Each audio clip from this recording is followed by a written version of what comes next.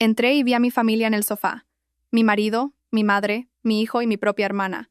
¿Qué pasa?, pregunté, temiendo lo peor. Mamá, siéntate, dijo mi hijo. Tienes que aceptar una nueva realidad. Ya no estás al mando de esta familia. La tía Beatriz. Ella hace más feliz a papá ahora. Estaba furiosa. Todos lo sabían. Salí de la habitación sin decir una palabra. Al día siguiente tenía 118 llamadas perdidas. Hola a todos. Gracias por estar aquí conmigo hoy. Antes de empezar mi historia, me encantaría saber desde qué ciudad me estáis viendo. Por favor, no dudéis en compartirlo en los comentarios. Ahora, permitidme que os sumerja en esta historia. El viento de la sierra madrileña era cortante esa noche. De ese tipo de frío que se cuela a través del abrigo y se te instala en los huesos. Acababa de aterrizar en Barajas después de 3 días agotadores en Barcelona, salvando un acuerdo que mi marido, Marco, casi había torpedeado con su arrogancia. Estaba exhausta. Me ardían los ojos por la falta de sueño y me dolían los hombros por el peso de la bolsa del portátil. Todo lo que quería era una ducha caliente, una copa de vino tinto y la comodidad de mi hogar. Quería decirle a Marco que había arreglado su desastre, que el imperio inmobiliario Vega Fuentes, que habíamos construido durante 22 años, estaba a salvo otro trimestre. Metí el coche en la entrada de nuestro chalet en La Moraleja. Las luces del salón estaban encendidas, brillando con fuerza contra el césped oscuro y cubierto de escarcha. Era extraño. Normalmente, a las 10 de la noche, la casa estaba en silencio. Marco estaría en su despacho y mi hijo de 21 años, Javier, estaría en su habitación jugando a videojuegos o con sus amigos. Abrí la puerta principal, dejando caer mis llaves en el cuenco de la mesa del recibidor. El silencio que me recibió no era pacífico, era denso. Se sentía cargado, como el aire antes de una tormenta. «Hola», dije en voz alta colgando mi abrigo. «Marco, Javier, estoy aquí». «Elena, estamos en el salón». La voz de mi madre llegó desde la sala de estar. Se me encogió el estómago. Mi madre, Carmen, vivía a 40 minutos. ¿Qué hacía aquí un martes por la noche? Un pánico repentino se apoderó de mí. ¿Le había pasado algo a mi hermana Beatriz? ¿Alguien estaba enfermo? Corrí hacia el salón, con el corazón martillándome en las costillas. Pero no era una emergencia médica. Era un tribunal. Estaban todos allí, dispuestos en el sofá de diseño de piel que yo misma había elegido las navidades pasadas. Marco estaba sentado en el centro, impecablemente vestido con una camisa blanca, pero no me miraba a los ojos. A su izquierda estaba mi madre, Carmen, con la postura rígida y las manos fuertemente entrelazadas en su regazo. A su derecha, Beatriz, mi hermana pequeña. Y en el sillón contiguo, mi hijo Javier. La atmósfera era sofocante. Nadie lloraba. Nadie parecía triste. Parecían resueltos. «¿Qué está pasando?», pregunté, con la respiración entrecortada. «¿Estáis todos bien, mamá?». Di un paso adelante, pero Javier se levantó. No vino a abrazarme. Se plantó como un guardia de seguridad bloqueando una puerta. Me miró con unos ojos desprovistos de la calidez que yo había cultivado durante 2 décadas. «Mamá, siéntate», dijo Javier. Su voz era fría, más grave de lo que recordaba, despojada de todo afecto. «Tienes que escuchar y no montar un escándalo». «¿Un escándalo? Javier, me estás asustando. ¿Qué es esto?». «Tienes que aceptar una nueva realidad», continuó, recitando palabras que sonaban ensayadas. «Ya no estás al mando de esta familia». Miré a Marco. «Marco, ¿por qué no dices nada?». Marco finalmente levantó la vista. Su atractivo rostro, el rostro que había sido la imagen pública de nuestra empresa durante años, se contrajo en una mueca de lástima mezclada con fastidio. «Se acabó, Elena. La farsa. Se ha terminado». «¿Qué farsa?». Sentía que me ahogaba en tierra firme. «La tía Beatriz», dijo Javier, señalando a mi hermana. «Ella hace más feliz a papá ahora. A diferencia de ti, ella lo entiende». El mundo dejó de girar. Miré a Beatriz, mi hermana pequeña, a la que le había pagado el alquiler durante 6 años. A la que había contratado cuando nadie más le daba trabajo. Estaba sentada con las piernas cruzadas, llevando una blusa de seda que se parecía sospechosamente a una que faltaba en mi armario. Y entonces lo vi. La mano de Marco descansaba casualmente, posesivamente, sobre la rodilla de Beatriz. «No queríamos que te enteraras por un extraño», intervino mi madre, Carmen. Su voz no era de disculpa, era un sermón. «Queríamos hacer esto como una familia.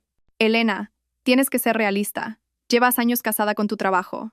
Marco es un hombre con necesidades. Necesita una esposa que esté presente, no una socia que duerme con su portátil». «Mamá», susurré, la traición cortando más profundo que cualquier cuchillo. Tú lo sabías. Estás aprobando esto. Estoy apoyando la felicidad, dijo Carmen, levantando la barbilla con aire desafiante. Beatriz y Marco comparten una conexión. Se quieren, Elena. No es algo que planearan. Simplemente ocurrió. No puedes castigarlos por enamorarse. Miré a Beatriz. Ofreció una pequeña sonrisa triunfante. Se colocó un mechón de pelo detrás de la oreja y bajó la mirada. En su dedo, brillando bajo las luces empotradas, había un anillo de diamantes. No era un anillo nuevo. Era mi anillo. Era el diamante antiguo de estilo Art Deco que Marco me había regalado por nuestro 20º aniversario. El que había desaparecido misteriosamente de mi joyero hacía 6 meses. Había puesto la casa patas arriba buscándolo, llorando durante días. Marco me había dicho que era descuidada, que probablemente lo había perdido en el gimnasio. Ese es mi anillo, dije, mi voz temblando con una rabia tan pura que sentía calor en la garganta. Le queda mejor a ella, dijo Marco, encogiéndose de hombros. Era un desperdicio en ti. Nunca llevas joyas de todos modos. Queremos que te mudes, dijo Javier, rompiendo el silencio de nuevo. Papá se queda con la casa. Yo me quedo aquí. Es mejor que te vayas. Creas demasiada tensión. Mi hijo, mi niño al que había cuidado con fiebres, cuya matrícula universitaria pagué trabajando 80 horas a la semana. Me estaba echando de la casa que yo construí. ¿Estás eligiendo esto?, le pregunté a Javier, las lágrimas finalmente escociendo en mis ojos. ¿Estás eligiendo a la mujer que se acuesta con tu padre a mis espaldas? Es tu tía, Javier. Ya no es solo mi tía, espetó Javier. Es la única que realmente me escucha. Tú solo me lanzas dinero y me dices que estudie. Papá y Beatriz, ellos me tratan como a un adulto. Los miré a los 4. Mi marido, mi hermana, mi madre, mi hijo. Los 4 pilares de mi vida. Y cada uno de ellos estaba podrido.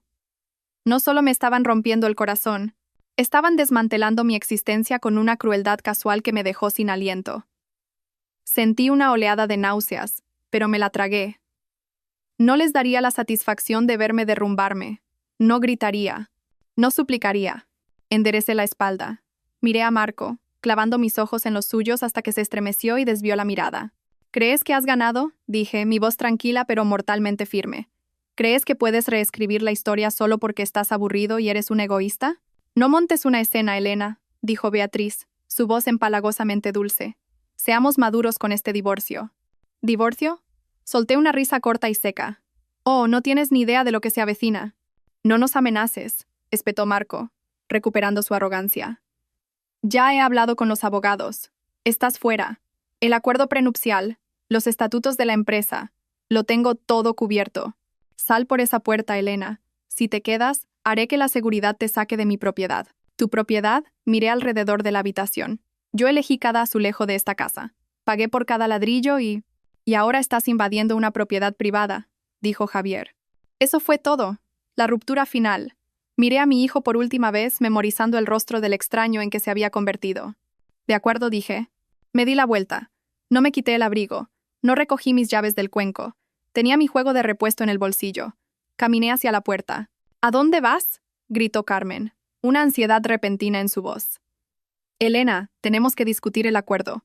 Marco tiene una oferta generosa si firmas esta noche. No respondí. Abrí la pesada puerta de roble y salí a la gélida noche madrileña. El viento me golpeó la cara, secando las lágrimas antes de que pudieran caer. Me subí a mi coche, el motor cobrando vida en el silencio de la entrada. Al dar marcha atrás, los vi a través de la ventana. Ya estaban sirviendo cava. Estaban celebrando mi eliminación. Conduje hacia la oscuridad, mis manos agarrando el volante con tanta fuerza que mis nudillos se pusieron blancos. No sabía a dónde iba, pero sabía una cosa con certeza. La Elena que conocían, la felpudo, la proveedora, la que todo lo arreglaba, había muerto en ese salón, y la mujer que se alejaba era alguien a quien deberían temer, y mucho. Si estás escuchando esto, y estás tan furioso como yo en ese momento, por favor, dale al botón de me gusta y comenta con el número 1 abajo. Hazme saber que estás conmigo. Vuestro apoyo me dice que no estoy sola en esta lucha. Comenta 1 ahora porque, creedme, lo que hicieron después hace que esta traición parezca solo el calentamiento. Conduje durante 1 hora, las luces de la ciudad de Madrid difuminándose en estelas rojas y doradas a través de mi parabrisas. Mi mente era una tormenta caótica de imágenes. La sonrisita de Beatriz, el anillo en su dedo, la mirada fría de Javier. Pero bajo el shock, un instinto primario se estaba activando. Supervivencia. Necesitaba gasolina. La luz de reserva había estado parpadeando desde que salí del aeropuerto, pero había estado demasiado ansiosa por llegar a casa como para parar. Ahora, en un tramo desolado de la M40, me detuve en una gasolinera 24 horas. Mis manos temblaban mientras salía al frío cortante.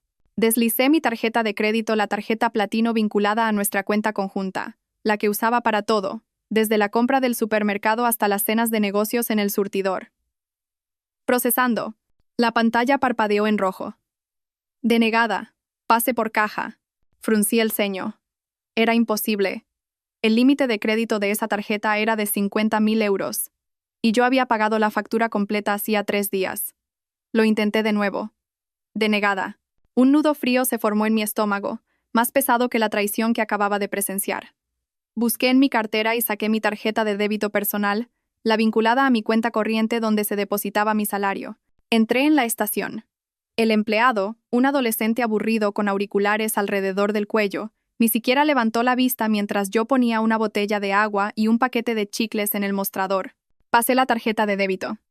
No pasa, murmuró, masticando su chicle. Inténtalo de nuevo, dije, con la voz tensa. Hay dinero ahí. Suspiró y la pasó de nuevo. Denegada, señora. ¿Fondos insuficientes o tarjeta bloqueada? ¿Tiene efectivo? Me quedé allí, paralizada bajo las duras luces fluorescentes. Mi aplicación del banco. Tenía que revisar mi aplicación. Mis dedos torpes buscaron mi teléfono mientras iniciaba sesión. Acceso denegado.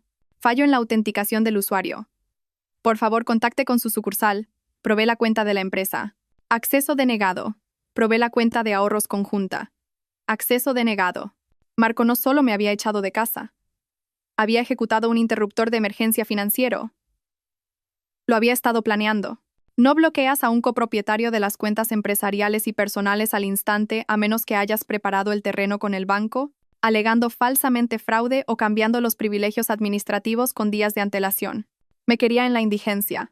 Quería dejarme tirada en medio de la noche sin recursos, para que me arrastrara de vuelta y firmara cualquier oferta generosa que Carmen había mencionado. Rebusqué en mi bolso, más allá del plástico inútil, hasta el pequeño bolsillo con cremallera del fondo. Encontré 3 billetes arrugados de 20 euros y un puñado de monedas. 60 euros. Ese era mi patrimonio neto en este momento. Pagué 20 euros de gasolina y el agua con efectivo. Volví a mi coche, temblando, no solo por el frío, sino por la aterradora conciencia de mi vulnerabilidad. No podía ir a un hotel. No tenía tarjeta de crédito para el depósito. No podía ir a casa de mi madre. No podía ir a la de Beatriz. Conduje hasta que encontré un motel de carretera con un letrero de neón parpadeante que decía libre. Era uno de esos lugares donde los camioneros duermen unas horas. El tipo de lugar donde las sábanas huelen a humo rancio y arrepentimiento. ¿Pago por adelantado?, dijo el gerente nocturno a través de un cristal blindado. 50 euros por la noche. Le entregué 50 de mis 60 euros restantes. Me deslizó una llave por la bandeja. Habitación 12. La habitación estaba helada. El calefactor traqueteaba y escupía un aire que olía a polvo quemado. Me senté al borde del colchón hundido, todavía con mi caro traje de negocios, el abrigo bien apretado a mi alrededor. Miré mi teléfono. La pantalla estaba iluminada con notificaciones. No disculpas, no por favor, vuelve. 118 llamadas perdidas. La mayoría eran de un número que reconocí, el del abogado personal de Marco, un tiburón llamado Ricardo Balbuena. Y luego empezaron a llegar los correos electrónicos. Asunto: acuerdo de disolución de matrimonio. Asunto: urgente, acuerdo de confidencialidad requerido. Asunto: notificación de despido, Inmobiliaria Vega Fuentes. Abrí primero la notificación de despido. Era un PDF adjunto a un correo de la directora de Recursos Humanos, una mujer que yo había contratado, una mujer a la que había guiado, estimada Sra. Fuentes, con efecto inmediato, su puesto como directora de operaciones queda rescindido por causa justificada. Alegaciones de espionaje corporativo y negligencia grave. Me reí. Un sonido áspero y ronco en la habitación vacía. Espionaje, negligencia. Yo era la que se quedaba hasta las 3 de la mañana auditando los libros. Yo era la que conocía cada ley de urbanismo de Madrid. Marco ni siquiera sabía convertir un PDF sin pedirme ayuda. Y entonces llegó un mensaje de texto. Era de Javier. Mi pulgar se cernió sobre la pantalla, una pequeña y tonta parte de mí esperando que se hubiera escapado, que lo sintiera. Mamá, no lo hagas más difícil. Papá dice que me cortará la matrícula y el fondo fiduciario si luchas contra el divorcio. Me ha prometido el puesto de vicepresidente el año que viene si me quedo con él. Siempre me dijiste que fuera ambicioso. Solo estoy haciendo lo que me enseñaste. Por favor, compréndelo. Dejé caer el teléfono en la cama como si quemara. Ese fue el borrón final. Marco no solo se había llevado mi dinero y mi trabajo, había comprado el alma de mi hijo. Había usado la riqueza que yo ayudé a construir para sobornar a mi propio hijo en mi contra. Me acurruqué sobre la sucia colcha, con las rodillas pegadas al pecho. Las lágrimas finalmente llegaron, calientes y rápidas. Lloré por el niño al que le leía cuentos para dormir. Lloré por la hermana a la que había protegido en el patio del colegio. Lloré por el marido en el que había creído cuando no era más que una sonrisa y un traje barato. Pero a medida que la noche avanzaba y las lágrimas se secaban en sal costrosa sobre mis mejillas, algo más comenzó a sentarse en mi pecho. Era frío y pesado como una piedra. Pensaban que me habían borrado. Pensaban que al quitarme las tarjetas de crédito y las contraseñas, me habían quitado mi poder. Se olvidaron de una cosa. Se olvidaron de quién construyó el castillo en el que estaban sentados. Se olvidaron de quién diseñó los sistemas de seguridad, quién redactó los contratos y quién sabía dónde estaban enterrados los cadáveres. Marco pensaba que Inmobiliaria Vega Fuentes funcionaba con su encanto. Estaba a punto de aprender que funcionaba con mi cerebro. Y aunque él podría haber robado las llaves de la puerta principal, se había olvidado de que el arquitecto siempre deja una puerta trasera. Me quedé mirando la mancha de humedad en el techo, esperando que saliera el sol. Ya no era Elena la esposa. No era Elena la madre. Era Elena la arquitecta. Y estaba a punto de derribar toda la casa. Dormir fue imposible en esa habitación de motel. El ruido del tráfico de la autopista era un zumbido constante, pero era el ruido en mi cabeza el que me mantenía despierta. Los recuerdos, afilados y dentados, se repetían en bucle. Para entender por qué estaba tumbada en un colchón sucio con 10 euros en el bolsillo, tenía que retroceder. Tenía que mirar los cimientos de mi vida y darme cuenta de que habían estado agrietados desde el principio. Crecí en un pequeño pueblo de Castilla-La Mancha, la mayor de 2 hijas. Mi padre murió cuando yo tenía 7 años, dejando a mi madre, Carmen, criándonos sola. Su muerte rompió algo en ella. O tal vez solo reveló quién era realmente. Era una mujer que necesitaba ser adorada, ser el centro de atención, y proyectaba esa necesidad en sus hijas, o más bien, en una de ellas. Beatriz nació hermosa, incluso de bebé, tenía rizos dorados y grandes ojos azules que hacían que los extraños se detuvieran en la calle. Yo era sencilla, pelo castaño, ojos serios, robusta. Yo era la responsable, Beatriz era la princesa. Recuerdo el día que cumplí 18 años. Acababa de recibir mi carta de aceptación en la Universidad Pontificia Comillas. ICADE. Con una beca parcial. Era mi billete de salida. Había tenido 3 trabajos a tiempo parcial durante el bachillerato dando clases particulares, de camarera, colocando libros en la biblioteca para ahorrar para el resto de la matrícula. Entré corriendo en la cocina agitando la carta. Mamá, he entrado. Carmen estaba en la mesa pintándole las uñas a Beatriz. Beatriz tenía entonces 12 años, ya exigente y petulante. «Qué bien, Elena», dijo mi madre sin levantar la vista, pero baja la voz. A Beatriz le duele la cabeza. Pero mamá, es ICADE. Es la carrera de empresariales. Carmen suspiró, finalmente mirándome. Sus ojos no estaban llenos de orgullo. Eran calculadores. Elena, cariño, tenemos que hablar de ese dinero que has ahorrado. Mi fondo para la universidad. Bueno, a Beatriz la han descubierto. Hay un concurso de modelos en Marbella el mes que viene. Podría ser su gran oportunidad.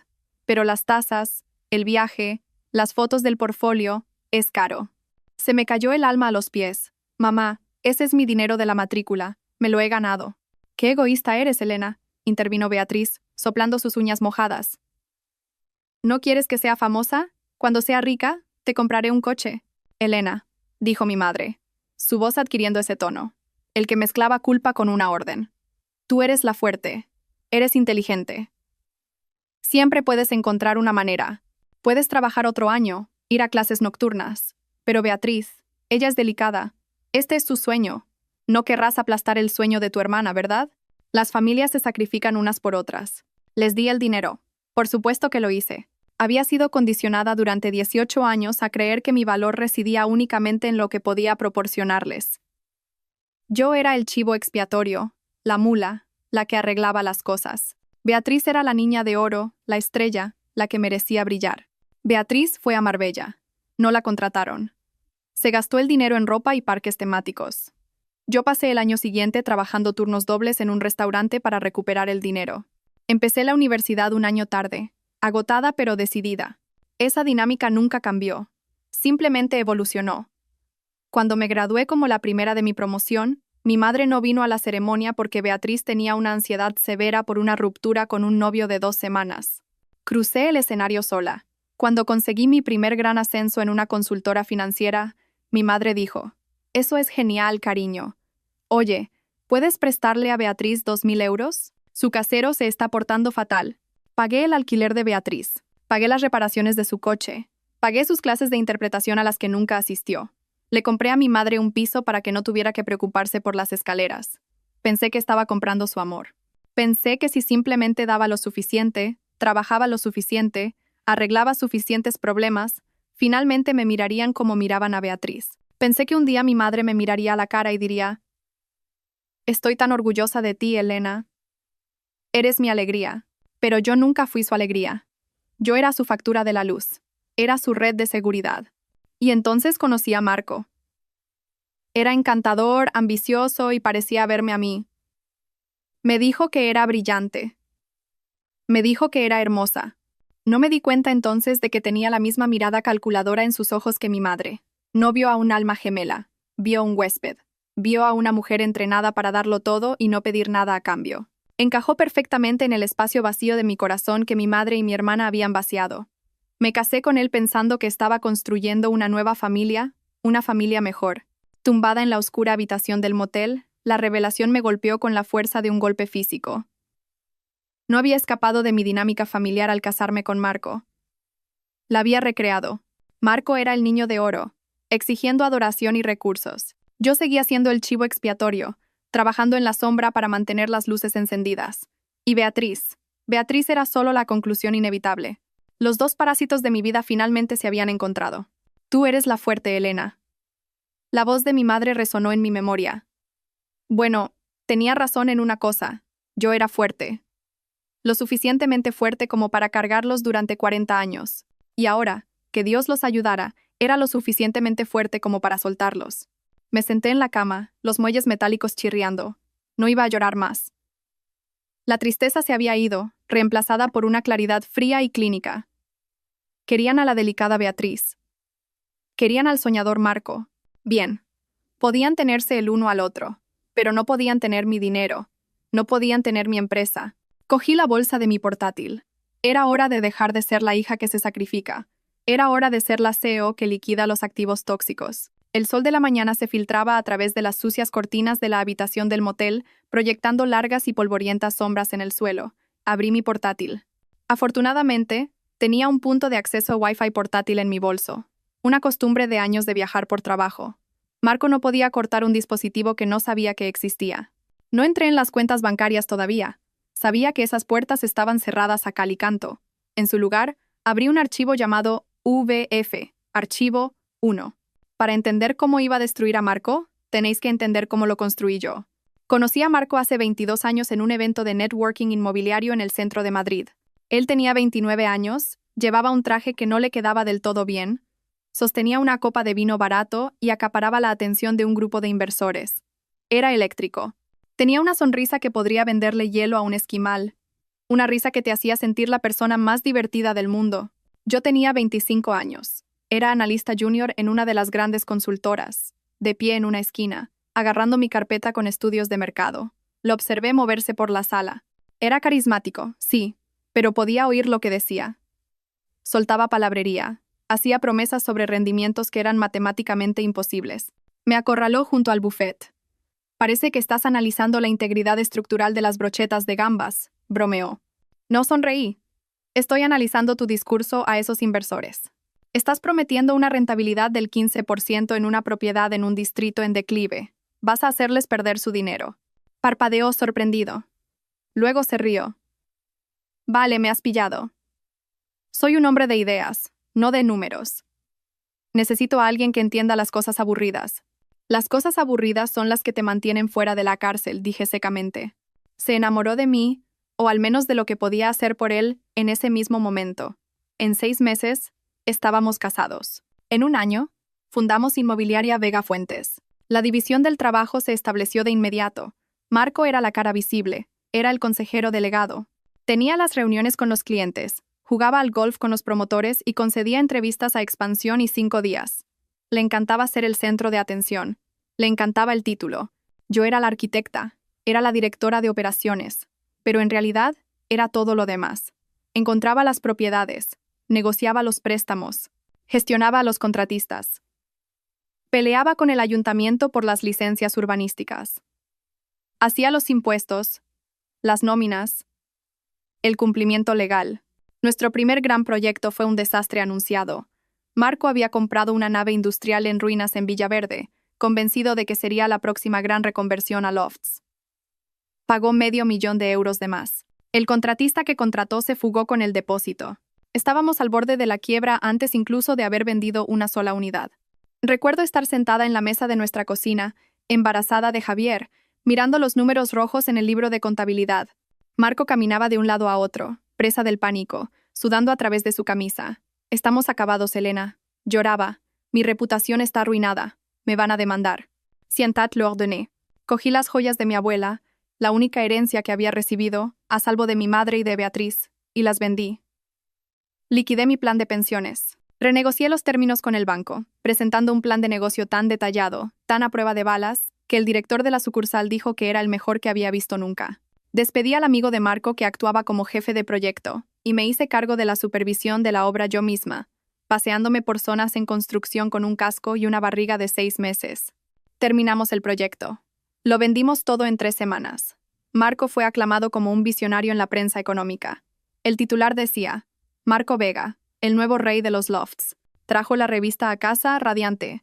Mira esto, cariño. Lo conseguimos». No me mencionó en la entrevista ni una sola vez. Cuando se lo señalé, suavemente, me besó en la frente. «Cielo, ya sabes cómo son los medios. Les gusta una narrativa única. Además, tú odias ser el centro de atención. Eres mi arma secreta. El poder detrás del trono». Lo acepté. Me dije a mí misma que era por la familia. Me dije a mí misma que mientras la empresa tuviera éxito, no importaba qué cara estuviera en la portada. Fui una tonta. Durante 20 años construí el escenario, puse las luces y escribí el guión. Marco simplemente salía y recibía los aplausos. Y la empresa creció. Nos expandimos a inmuebles comerciales, pisos de lujo, desarrollos de uso mixto. Valíamos millones. Pero la estructura de la empresa, esa era mi obra maestra. Marco era perezoso con los detalles. Odiaba leer contratos. Odiaba las contraseñas. «Arréglalo tú, Elena». Era su frase favorita. Así que yo configuré la infraestructura digital. Creé la intrincada red de sociedades limitadas para limitar la responsabilidad. Configuré las transferencias bancarias automatizadas. Y como Marco era paranoico con que los empleados le robaran, insistió en un servidor interno localizado y altamente encriptado para nuestros datos financieros más sensibles.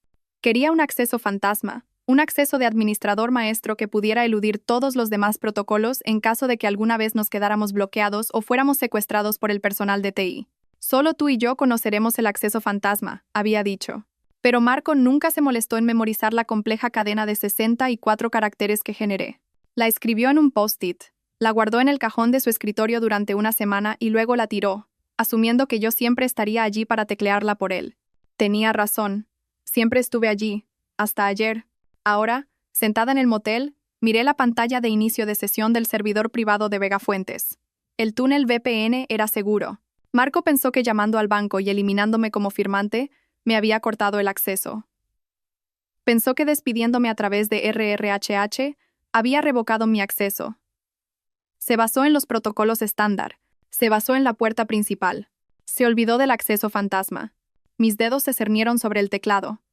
Tecleé la cadena de caracteres. Era un verso de un poema que me encantaba, mezclado con las coordenadas GPS del primer edificio que compramos, y la fecha en que a Javier se le cayó su primer diente. Marco no sabía ninguna de esas cosas. Autenticación en proceso. Acceso concedido. Nivel de administrador. La pantalla se inundó de datos. Todo el sistema nervioso de Inmobiliaria Vega Fuentes estaba abierto ante mí. Correos electrónicos, transferencias bancarias, registros de transferencias, documentos fiscales, historiales de chat privados. No solo estaba mirando una empresa. Estaba mirando la escena del crimen de mi matrimonio. Empecé a descargar. No quería solo unos pocos archivos. Lo quería todo. Cada correo electrónico que Marco había enviado en los últimos 5 años. Cada informe de gastos, cada transferencia a las Islas Caimán o a Suiza. Y fue entonces cuando lo vi.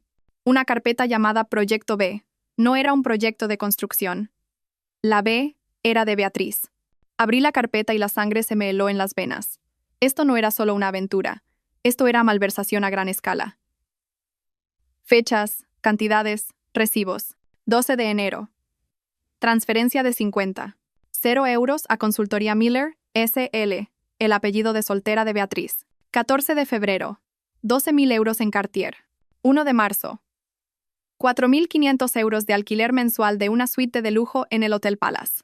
Había estado manteniendo a Beatriz como a una concubina con el dinero de la empresa durante 3 años. Pero era aún más profundo. Vi transferencias a una empresa fantasma que no reconocí, Inversiones Orión, S.L.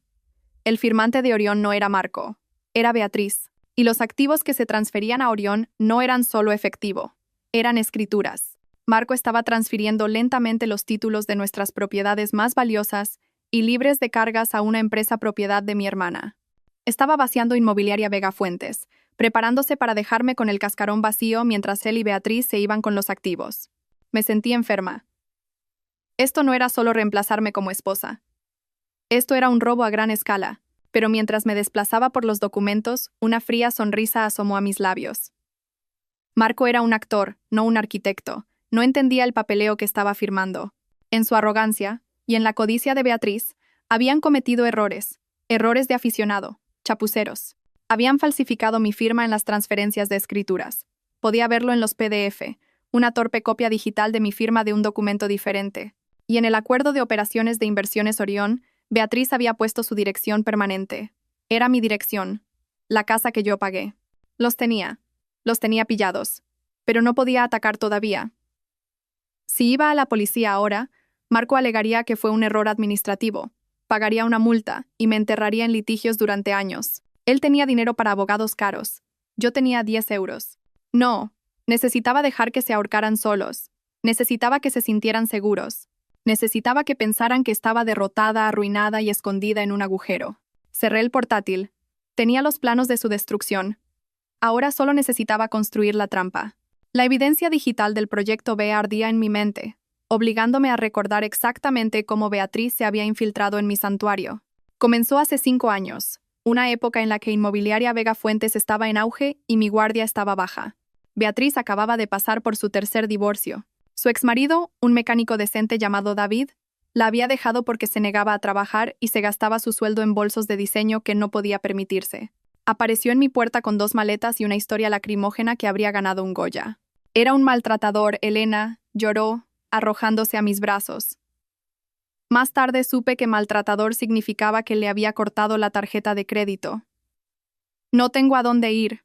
Mamá dijo que tú me ayudarías. Carmen me llamó 10 minutos después. Elena, tienes esa casa tan grande con todas esas habitaciones de invitados vacías.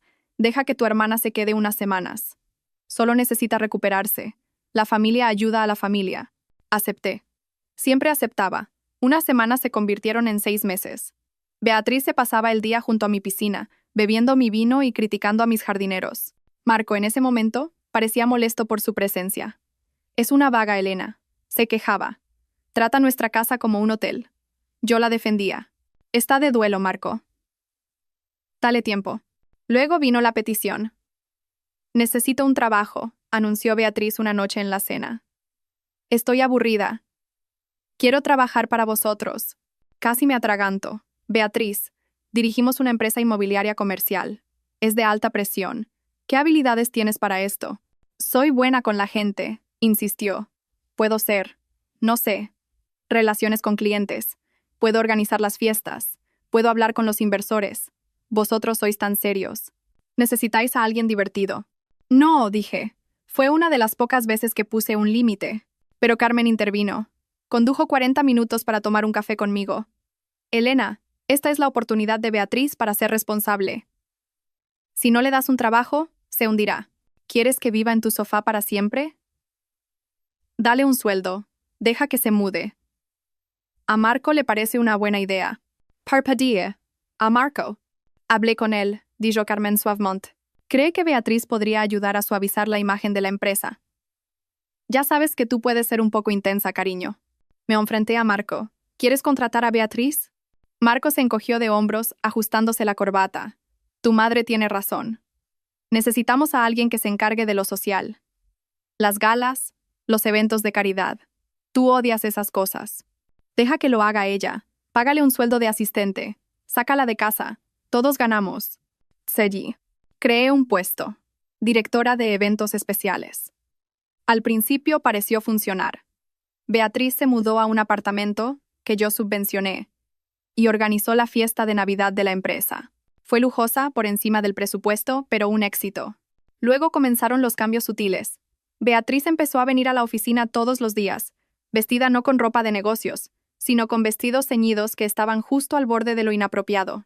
Pasaba horas en el despacho de Marco discutiendo la logística de los eventos. Yo pasaba por delante y los oía reír. Cada vez que entraba en la habitación, se callaban. ¿Qué es tan gracioso?, preguntaba, sintiendo un pinchazo de inquietud. Solo una broma sobre un cliente, decía Beatriz, sonriendo con esa sonrisa sacarina. No lo entenderías, Elena. Es una broma interna. Empezó a unirse a nosotros en las comidas de negocios. Luego empezó a reemplazarme en ellas. Elena, quédate tú y termina las proyecciones trimestrales, decía Marco. Beatriz y yo llevaremos a los promotores al asador. Ya sabes que odias las conversaciones triviales. Y yo odiaba las conversaciones triviales. Amaba el trabajo. Así que los dejé ir.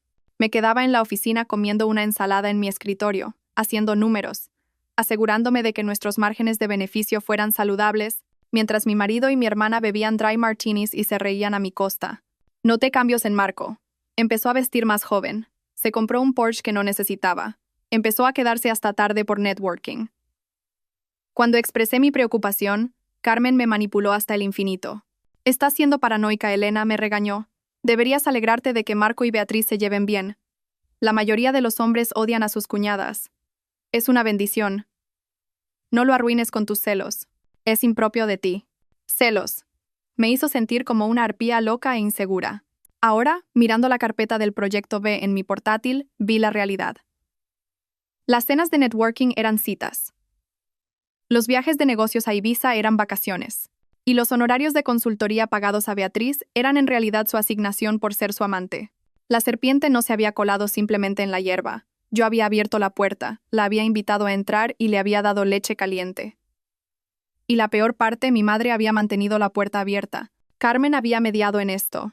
Había empujado a Beatriz hacia Marco, sabiendo exactamente de lo que Beatriz era capaz. Quería que Beatriz tuviera la vida que yo había construido.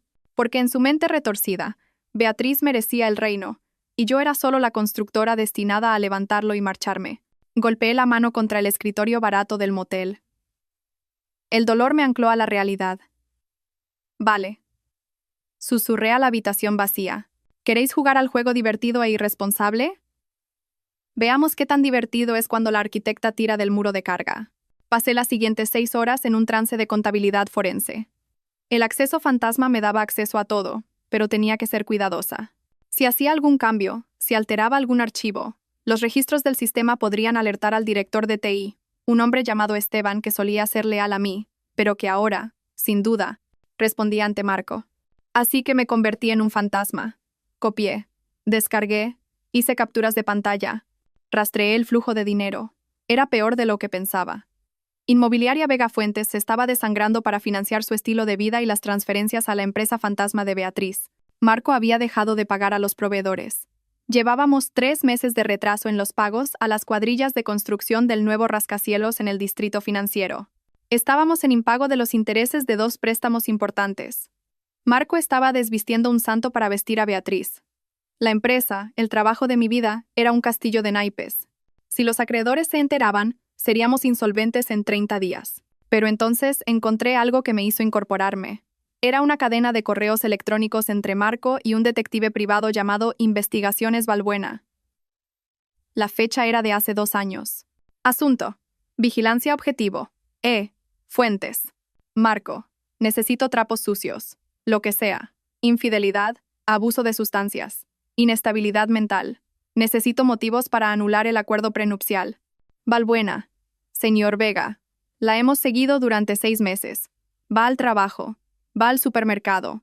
Va a casa de su madre. Trabaja hasta tarde. No hay trapos sucios. La mujer es una santa. Marco. Busca más a fondo o invéntate algo. No puedo permitirme darle la mitad. Se me cortó la respiración. 2 años. Llevaba 2 años planeando deshacerse de mí, pero no encontraba la manera de hacerlo sin perder dinero. Y luego, un correo más reciente, fechado hace una semana. Marco, olvida los trapos sucios. Vamos con el ángulo del colapso mental. Su familia testificará. Su madre y su hermana están a bordo. Alegaremos que está sobrecargada de trabajo, paranoica, no apta para dirigir. Forzaremos una moción de censura en la Junta. Una vez que esté fuera, activaremos la cláusula de compra a la valoración más baja. Carmen, puedo testificar que ha estado errática últimamente. Muy emocional. Estoy preocupada por ella, Marco. Tenemos que hacer lo mejor para la empresa. Miré la pantalla, las lágrimas de rabia nublando mi visión. Mi madre. Mi propia madre estaba conspirando para hacerme pasar por mentalmente inestable para que su niña de oro pudiera robarme a mi marido y mi dinero. Erratitza susurré. Os voy a enseñar lo que es errático. Profundicé más. Necesitaba una palanca. La evidencia de fraude era buena, pero llevaría tiempo demostrarla en los tribunales. Necesitaba algo inmediato, algo que aterrorizara a Marco. Lo encontré en las declaraciones de impuestos. El año pasado, para asegurar un préstamo masivo de una firma de capital privado, Marco había inflado las tasas de ocupación de nuestras propiedades comerciales. Había falsificado contratos de arrendamiento. Había falsificado físicamente las firmas de inquilinos que no existían. Esto no era solo fraude civil. Esto era fraude bancario. Esto era delito federal con pena de cárcel. Y los documentos del préstamo estaban firmados por Marco Vega, consejero delegado. Mi firma no estaba en ellos. Yo había estado fuera de la ciudad por el funeral de mi tía esa semana, un funeral al que Beatriz faltó, y Marco había dicho que se encargaría del papeleo. Había firmado su propia sentencia de muerte, y ni siquiera lo sabía. Copié los documentos del préstamo. Copié los contratos falsos. Creé un dossier que era una bomba nuclear. Miré el reloj. Eran las 2 de la tarde. Llevaba 12 horas trabajando sin parar. Tenía hambre. No me había lavado y funcionaba a base de adrenalina. Necesitaba un teléfono de prepago. No podía usar mi móvil. Probablemente lo estaban rastreando o consiguiendo los registros. Fui a una tienda de conveniencia al otro lado de la calle, comprando un teléfono barato de prepago con efectivo. De vuelta en la habitación, me senté en la cama y miré el nuevo teléfono. ¿A quién podía llamar? ¿Mis amigos? La mayoría eran amigos de pareja, compartidos con Marco. Probablemente se pondrían del lado del encantador Marco o se mantendrían neutrales. ¿Mi familia? Obviamente no. ¿Mis empleados? Demasiado arriesgado. Necesitaba a alguien poderoso, alguien que odiara a Marco, alguien con los recursos para librar una guerra. Un nombre apareció en mi cabeza. Arturo Valdés. Arturo era un magnate inmobiliario multimillonario en Madrid. Dinero viejo, despiadado, pero con principios. Hace 3 años, Marco le había ganado a Arturo en una subasta por un terreno privilegiado en el desarrollo de la Operación Chamartín. Marco había ganado sobornando a un concejal de urbanismo para recalificar el terreno, una jugada a la que me opuse ferozmente, pero que Marco hizo a mis espaldas. Arturo había sospechado juego sucio. Había llamado públicamente a Marco un trepa con traje barato. Marco se lo había tomado a risa, pero Arturo nunca lo había olvidado. Si iba a Arturo Valdés con pruebas del fraude de Marco, específicamente el fraude que le jodió a Arturo ese negocio, era un tiro al aire. Arturo podría simplemente reírse de mí, podría echarme. Pero era la única persona en Madrid con suficiente poder para protegerme del equipo legal de Marco. Marqué el número de Empresas Valdés. Lo sabía de memoria. Lo había mirado suficientes veces cuando éramos rivales. Empresas Valdés, Gabinete de Presidencia, respondió una voz nítida. Necesito hablar con el señor Valdés. Inmediatamente. El señor Valdés está en reuniones. ¿Puedo preguntar de qué se trata? Dígale que es Elena Fuentes. Dígale que sé cómo Marco Vega consiguió la recalificación del solar de Chamartín y dígale que tengo los correos electrónicos. Hubo una pausa. Un momento, por favor. 30 segundos después, una voz grave y profunda sonó en la línea. Sra. Fuentes. ¿A qué debo el placer? ¿La envía su marido a regodearse? Mi marido acaba de despedirme.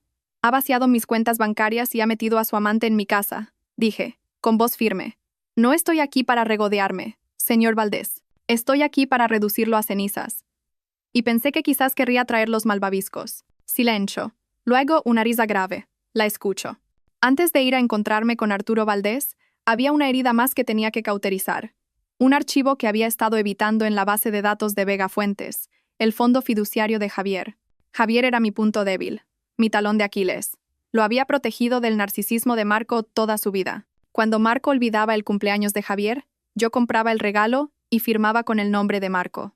Cuando Marco se perdía los partidos de fútbol de Javier, le decía a Javier que papá estaba trabajando duro por nuestro futuro. Lo había criado para que creyera que su padre era un héroe, encubriendo la realidad de que su padre era un egoísta negligente. Ahora me daba cuenta de que ese fue mi mayor error. Había protegido a Javier de la verdad, y al hacerlo, había permitido que Marco comprara su lealtad con mentiras. Abrí los documentos del fondo fiduciario. Marco había modificado recientemente los términos. Originalmente, el fondo se pagaría a los 25 años, condicionado a la graduación universitaria. Los nuevos términos fechados hace 2 semanas. Acceso inmediato a una disposición de 200.000 euros en efectivo, transferencia del título de propiedad del Porsche 911 de 2023. Y la correspondencia adjunta. Javier. Papá. Mamá se va a poner como una fiera si dejo la carrera el próximo semestre. Marco. Mamá no va a estar al mando mucho más tiempo, Javi. Ella te trata como a un niño. Yo te trato como a un hombre. ¿Quieres el coche? ¿Quieres el dinero? Solo tienes que apoyarme cuando llegue el momento. Tienes que decirles a los abogados que mamá ha estado actuando de forma extraña, que está inestable. Javier. Bueno, últimamente sí que ha estado un poco estresada. Marco. Exacto. Está perdiendo la cabeza. Tenemos que proteger la empresa. Si te quedas conmigo, te haré vicepresidente de adquisiciones el año que viene, sin necesidad de título. Puedes aprender sobre la marcha, como yo. Javier, ¿vicepresidente? ¿En serio? Vale, cuenta conmigo. ¿Qué tengo que hacer? Leí las palabras y mi corazón no solo se rompió, se hizo polvo. ¿Vicepresidente de adquisiciones? Javier estaba suspendiendo introducción a la economía. Se pasaba los fines de semana jugando a videojuegos y durmiendo hasta el mediodía. No estaba cualificado para dirigir un puesto de limonada, y mucho menos un departamento en una empresa multimillonaria. Marco lo estaba preparando para el fracaso, acariciando su ego para usarlo como un peón contra mí. Y Javier, mi dulce niño, había vendido a su madre por un Porsche y un título que no se había ganado. Recordé el mensaje que me envió anoche. Papá dice que me cortará la matrícula. No estaba preocupado por la matrícula. Estaba preocupado por el dinero fácil. Abrí el extracto de la tarjeta de crédito de Javier, la que yo pagaba. Tienda de licores, discoteca, apuestas online, discoteca, club de striptease. Estaba en una espiral descendente, y en lugar de educarlo, Marco estaba financiando esa espiral para comprar un aliado. Cogí mi teléfono de prepago. Dudé. Era mi hijo, pero el chico que se sentó en ese sofá y me dijo que aceptara la realidad no era el chico que yo crié, era una creación de su padre. Si continuaba amortiguando su caída, lo perdería para siempre en el mundo de corrupción y superficialidad de Marco. La única forma de salvarlo de verdad, era dejarlo estrellarse. Escribí un mensaje de texto. No lo envié todavía. Solo lo escribí mirando el cursor. Javier, he visto los correos. He visto el coche. Elegiste el camino fácil. Pero el camino fácil es una trampa. Cuando tu padre termine de usarte, te descartará igual que a mí. Te quiero lo suficiente como para dejarte aprender esto por las malas. Buena suerte, señor vicepresidente. Guardé el borrador. Me sequé los ojos. Navegué hasta el sistema de nóminas. Eliminé a Javier de la nómina de becario en la que había estado durante 3 años a pesar de no haber pisado nunca la oficina. No podía tocar el fondo fiduciario. Marco lo controlaba ahora. Pero podía tocar el seguro de salud. Javier estaba en mi póliza. La póliza que yo pagaba personalmente. Eliminar dependiente. Javier Vega. Motivo. Ya no es estudiante a tiempo completo. Era mezquino. Era pequeño. Pero era la primera vez en 21 años que no le arreglaba algo. Mi teléfono vibró. Era la dirección para la reunión con Arturo Valdés. En 1 hora. El Casino de Madrid, salón biblioteca. Venga sola. Cerré el portátil. Fui al baño y me eché agua fría en la cara. Intenté arreglarme el pelo. Mi traje estaba arrugado, pero lo sacudí. Me puse una capa de pintalabios, mi armadura. Me miré en el espejo. La mujer que me devolvía la mirada parecía cansada. Sí, pero parecía peligrosa. Parecía una madre que había perdido a sus cachorros y no tenía nada que perder. ¿Quieres inestabilidad, Marco? le dije a mi reflejo. Te voy a enseñar lo que es un terremoto. Entré en el casino de Madrid con el mismo traje arrugado con el que había huido de mi casa, llevando una bolsa de portátil que contenía pruebas suficientes para enviar a mi marido a la cárcel de Soto del Real. El portero me miró con escepticismo. Este lugar olía a dinero viejo, a puros y a caoba, un mundo que Arturo Valdés gobernaba. Lo encontré en la sala de la biblioteca, sentado en un sillón de cuero leyendo el Financial Times. Tenía 65 años, pelo plateado y ojos como pedernal pulido. No se levantó cuando me acerqué. «Sra», Fuentes dijo, doblando su periódico. «Tiene un aspecto terrible». «Me siento terrible», admití, hundiéndome en la silla frente a él. «Pero mi cerebro funciona perfectamente». «Mencionó el acuerdo de Chamartín», dijo Arturo, yendo al grano. «Dijo que tenía pruebas». Abrí mi portátil. No perdí el tiempo en cortesías. Saqué el dossier que había compilado en la habitación del motel. Giré la pantalla hacia él. Hace 3 años, Marco le ganó el solar de Chamartín. Usted sospechaba que sobornó al concejal de urbanismo, Francisco Miller. Tenía razón. Arturo se inclinó hacia adelante, sus ojos entrecerrándose. «Aquí está la transferencia bancaria», dije, señalando la pantalla. 50.000 euros a una empresa fantasma llamada Gestiones Miller. Y aquí están los correos electrónicos entre Marco y Miller discutiendo la tasa de recalificación acelerada. Marco fue un chapucero. Usó su correo personal para el contacto inicial. Arturo examinó los documentos. Su expresión no cambió, pero el aire a su alrededor pareció volverse más frío. «¿Por qué me enseña esto ahora?» «Usted era la directora de operaciones. Se benefició de este acuerdo». «No lo sabía», dije. Mi voz firme. Marco llevaba una contabilidad paralela. La encontré anoche después de que me echara de mi casa, congelara mis cuentas y metiera a mi hermana en mi cama. Arturo levantó la vista, un destello de sorpresa cruzando su rostro. ¿Su hermana? Y mi madre los está animando, añadí, una risa amarga escapándose de mis labios. Es una reunión familiar en toda regla, y yo soy la única no invitada. Tomé aire. Señor Valdés, no he venido a cotillar, he venido a hacer un trato. Marco está tratando de destruirme. Ha falsificado mi firma en préstamos fraudulentos. Está malversando fondos de la empresa. Va a dejar Inmobiliaria Vega Fuentes como un cráter humeante. ¿Y quiere que la salve?, preguntó Arturo levantando una ceja. No, quiero que me ayude a enterrarlo. Y a cambio, le daré la propiedad de Chamartín. Arturo hizo una pausa. Continué. Marco está sobreendeudado, tiene poco efectivo. Está a punto de impagar los préstamos de construcción. Si usted interviene ahora como un inversor caballero blanco, ofreciendo un préstamo puente para salvar el proyecto, lo aceptará. Está desesperado. Y, en el contrato de préstamo, incluimos una cláusula de garantía. Si incumple, cosa que hará porque yo conozco los números reales, usted se queda con los activos, específicamente, la escritura de Chamartín. Arturo me miró fijamente durante un largo momento. El silencio se alargó, denso y tenso. Luego, una lenta sonrisa se extendió por su rostro. No era una sonrisa cálida. Era la sonrisa de un depredador reconociendo a otro depredador. «Es usted vengativa, ¿verdad?», dijo Arturo suavemente. «Soy eficiente», corregí. «Marco piensa que soy una esposa despechada que va a llorar en un rincón. No se da cuenta de que yo soy la que escribió su plan de negocio». Arturo cerró mi portátil y lo empujó hacia mí. «Me gusta usted, Elena. Tiene agallas. Marco siempre me pareció un pavo real. Todo plumas, nada de vuelo. Pero usted es un halcón». Sacó su teléfono. «Voy a llamar a mi asesor personal. Es el mejor abogado litigante de Madrid. La representará en el divorcio. Pro bono. Considérelo una inversión en nuestra nueva asociación». «Gracias», susurré, el alivio inundándome. «Y Elena», añadió Arturo con los ojos duros, «no me decepcione.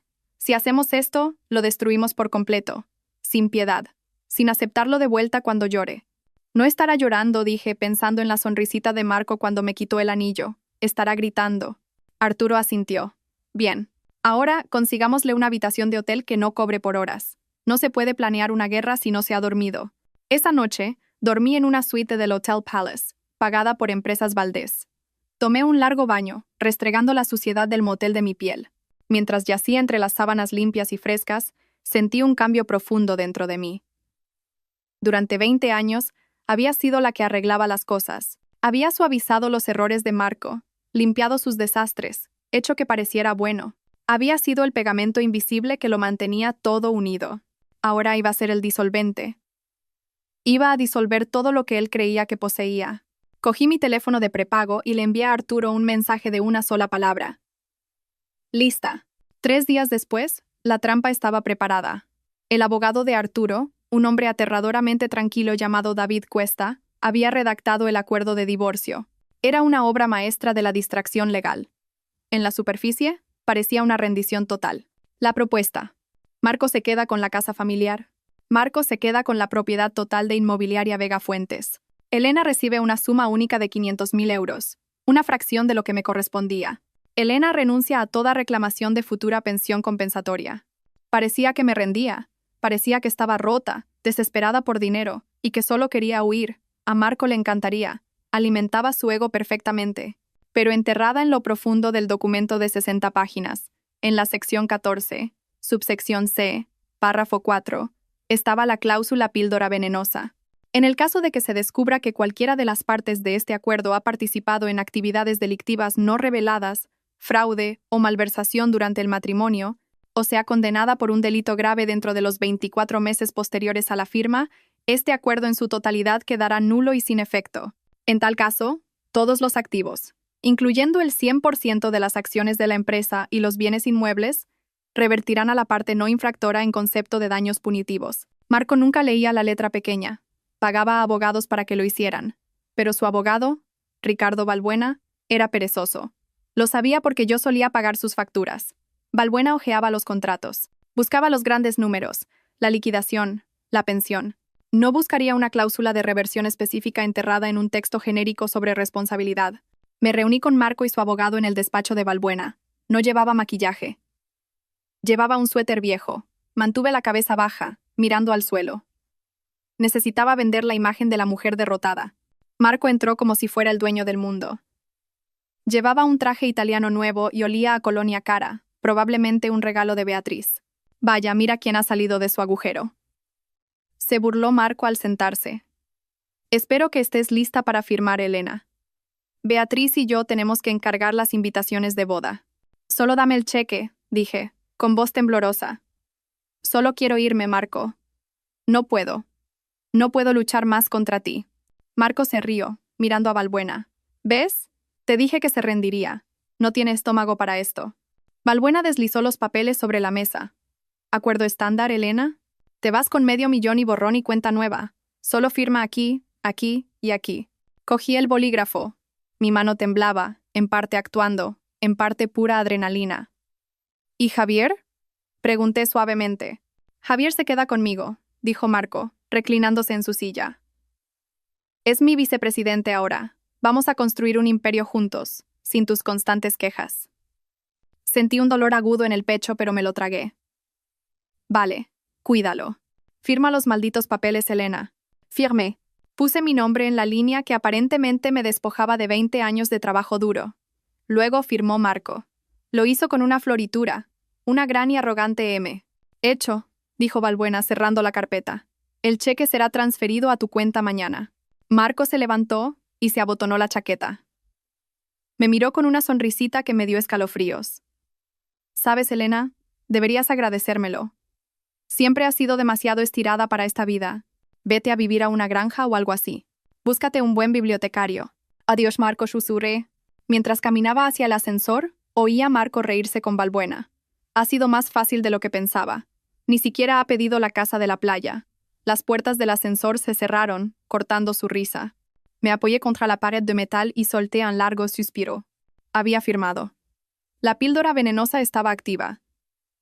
Ahora todo lo que tenía que hacer era probar el fraude. Y ya tenía las pruebas. Solo necesitaba el escenario adecuado para presentarlas. ¿Y qué mejor escenario que la boda? Marco y Beatriz habían anunciado la fecha. Era en 3 semanas. Una boda apresurada, la llamaron. Querían ser legitimados antes de la temporada de galas de primavera. 3 semanas. Ese era mi plazo. Salí del edificio y me subí al coche con chofer de Arturo. ¿Ha firmado?, preguntó Arturo desde el asiento trasero. Ha firmado, dije, una sonrisa genuina finalmente abriéndose paso. Cree que ha comprado mi silencio por 500.000 euros. Acaba de firmar la entrega de toda su vida. Arturo me sirvió un vaso de agua con gas.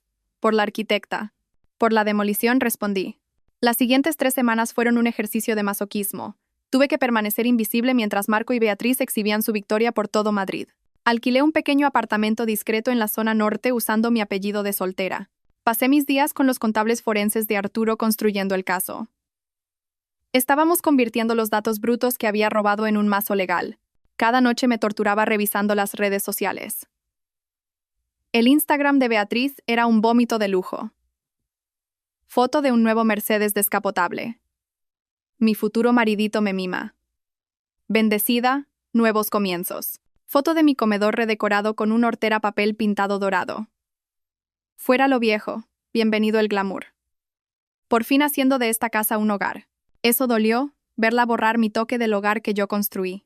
Pero las publicaciones más dolorosas vinieron de mi madre. Carmen publicó una foto de los tres Marco, Beatriz, y ella brindando con copas de champán en una cena de menú degustación.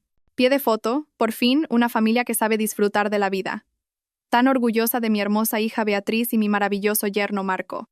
El amor verdadero siempre gana. Amor verdadero. Había vendido a su hija mayor por un asiento en una mesa elegante. Y Javier. Javier guardaba silencio en las redes sociales, pero yo veía las alertas de las tarjetas de crédito en las cuentas secundarias que aún monitoreaba, las que Marco aún no había encontrado. Bodega El Tío Pepe, 400 euros. Discoteca Capital, 1.200 euros. Fianzas judiciales, 500 euros. Mi hijo estaba en caída libre. Marco no lo estaba educando, lo estaba consintiendo. Quería correr a salvarlo, pero Arturo me detuvo. «¿No puedes salvar a alguien que no quiere ser salvado, Elena?», me dijo Arturo suavemente. Él eligió su bando. Deja que vea cómo es realmente ese bando cuando se apaguen las luces. Sabía que tenía razón, pero se sentía como cortar un miembro. Mientras tanto, la empresa se pudría por dentro. Mis espías, Sara en contabilidad y Jaime en gestión de proyectos, me daban actualizaciones diarias. «Marco no ha estado en la oficina más allá de las 2 p.m. en semanas», me escribió Sara. «Está dejando que Beatriz planee el cambio de imagen de la empresa. Quiere cambiar el logo a rosa y dorado». Rosa y dorado, Elena. Para una empresa inmobiliaria comercial. Los contratistas amenazan con abandonar la obra del solar de Highland, informó Jaime. Marco les dijo que el cheque está en camino. No lo está. Usó el dinero de la construcción para pagar el lugar de la boda. Dejad que arda, les dije. Solo documentadlo todo. Guardad cada correo electrónico donde os diga que retraséis los pagos. La boda iba a ser en el Hotel Westin Palace, en el Gran Salón. Era el lugar más caro de la ciudad.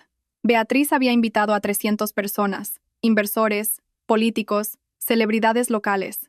Querían cimentar su estatus como la nueva pareja de poder de Madrid. Querían una audiencia. Bien, pensé, mirando la invitación que Sara me había conseguido. Quieren un espectáculo. Les daré un espectáculo. 2 días antes de la boda, recibí una última pieza de palanca. Vino de una fuente inesperada. Sonó mi teléfono. Número desconocido. Hola, Elena. Soy David. ¿David, el exmarido de Beatriz? El mecánico, al que ella había desangrado. David, dije, sorprendida. ¿Cómo estás? Estoy bien. Mira, me enteré de lo que pasó, de lo que te hicieron. Es asqueroso. Lo es. Asentí. Tengo algo, dijo David, bajando la voz. Cuando Beatriz me dejó, se dejó una caja de papeles en el garaje. Iba a quemarlos, pero los revisé anoche. Elena, tiene tarjetas de crédito a tu nombre de hace 3 años. La sangre se me heló. ¿Qué? Las abrió cuando se estaba quedando contigo. Interceptaba el correo. Las agotó y luego escondió los extractos. Pero encontré las cartas de las agencias de cobro. Y encontré una carta de Marco. ¿De Marco? Sí, él pagó una de las tarjetas. La carta dice, he cubierto esta. Ve, pero tienes que tener más cuidado. Si Elena ve esto en su informe de crédito, estamos muertos los dos. Sigue con el plan. 2 años más y nos lo llevamos todo. 2 años más. La línea de tiempo encajaba perfectamente. Marco había estado conspirando con mi hermana para robar mi identidad y mi dinero, mientras yo le daba de comer y le daba un trabajo. David, dije, mi voz temblando, ¿puedes traerme esa caja? Estoy en camino, dijo. Cuando David me entregó esa caja, sentí que la última cerradura encajaba. Esto no era solo fraude, era una conspiración.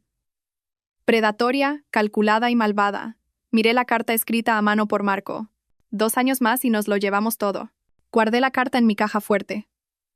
Gracias, David, dije.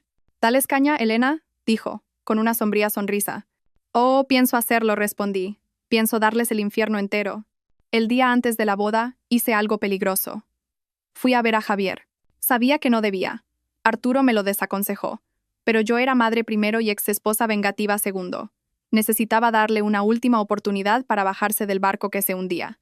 Esperé fuera de su nuevo ático, el que Marco había comprado con fondos de la empresa. A las 11 de la mañana Javier salió tambaleándose, con aspecto de resaca. Llevaba gafas de sol de diseño y una sudadera que costaba más que mi primer coche. Javier, lo llamé. Dio un respingo girándose. Cuando me vio, su rostro se endureció. Mamá, ¿qué haces aquí? ¿Me estás acosando ahora? No te estoy acosando. Estoy tratando de salvarte. No necesito que me salven, escupió, caminando hacia su porche. Me va genial. Papá acaba de ponerme a cargo de la cartera de la zona sur. Javier, escúchame, dije, interponiéndome en su camino. Tu padre te está mintiendo. La empresa está en bancarrota. Está robando dinero para pagar este estilo de vida. Te está usando como escudo. Cuando vengan los federales, y van a venir, tu nombre está en los documentos. Javier se rió. Fue un sonido hueco y frágil. Solo estás celosa. Estás celosa porque papá está ganando y tú eres. Eres una don nadie. Estás viviendo en algún tugurio, ¿verdad? Papá me lo dijo. Estoy viviendo en la realidad, dije, mi voz urgente. Javier, por favor, no vayas a la boda mañana. Simplemente di que estás enfermo. Vete con tus amigos. Simplemente no estés allí, de pie junto a él cuando suceda. ¿Cuando suceda qué? Desafió. ¿Vas a arruinarla? ¿Vas a montar una escena? Dios, eres patética, mamá. Papá dijo que intentarías arruinarlo. Me llamó patética. Sentí que la ira subía, pero la reprimí. Javier, mírame. Yo te crié. Te conozco. Tú no eres esta persona. Eres amable. Eres inteligente. No eres un ladrón. No soy un ladrón, gritó, su cara enrojeciendo. Soy un hombre de negocios, como papá. Papá es un fraude, le grité de vuelta. Y Beatriz es un parásito. Y si te quedas con ellos, te hundirás con ellos. Javier me fulminó con la mirada. Luego sacó su teléfono. Voy a llamar a seguridad. Aléjate de mí. Se subió a su coche y aceleró el motor agresivamente. Mientras salía derrapando del aparcamiento, bajó la ventanilla y gritó. No vengas mañana, mamá. Nadie te quiere allí. Eres el pasado. Lo vi alejarse, mi corazón rompiéndose de nuevo. Pero esta vez la ruptura fue más limpia. Lo había intentado. Le había tendido la mano. Él la había apartado de un manotazo. Ahora estaba por su cuenta. Conduje de vuelta a mi apartamento. Arturo me estaba esperando con los preparativos finales. ¿Cómo ha ido?, preguntó, aunque claramente sabía la respuesta por mi cara. Se ha ido, dije rotundamente. Le han lavado el cerebro por completo. Entonces aprenderá por las malas, dijo Arturo. ¿Estás lista para mañana? Sí. ¿Tenemos los códigos de acceso al proyector? Sí. ¿La policía está informada? Sí. El inspector Miller nos espera en el vestíbulo a las 8 p.m. Arturo me entregó una funda de ropa. Entonces necesitarás esto. Abrí la cremallera de la funda. Dentro había un traje. No era un vestido de exesposa frenética y desesperada. Era un elegante traje de esmoquín negro a medida. Yves Saint Laurent. Poderoso, elegante, severo. Ponte tu armadura, Elena, dijo Arturo. Mañana no eres la víctima, eres la verdugo. Toqué la tela, era fresca y suave. Gracias, Arturo. Descansa un poco, dijo. Mañana será una noche larga. No descansé. Me senté junto a la ventana, observando las luces de la ciudad. Pensé en Marco y Beatriz, probablemente ensayando sus votos en ese momento. Probablemente riéndose de cómo se habían salido con la suya. 2 años más y nos lo llevamos todo. No tendrían 2 años. Ni siquiera tendrían 2 días.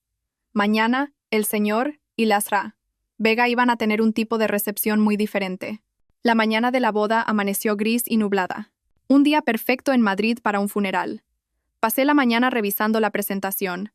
Lo habíamos cronometrado perfectamente. Empezaría justo después del montaje de video de su historia de amor que Beatriz había encargado por 20.000 euros. A las 6 de la tarde, los invitados comenzaron a llegar al Hotel Palace. Vi la transmisión en vivo desde una cámara que Arturo había instalado en el salón de baile. Tenía una participación en el hotel.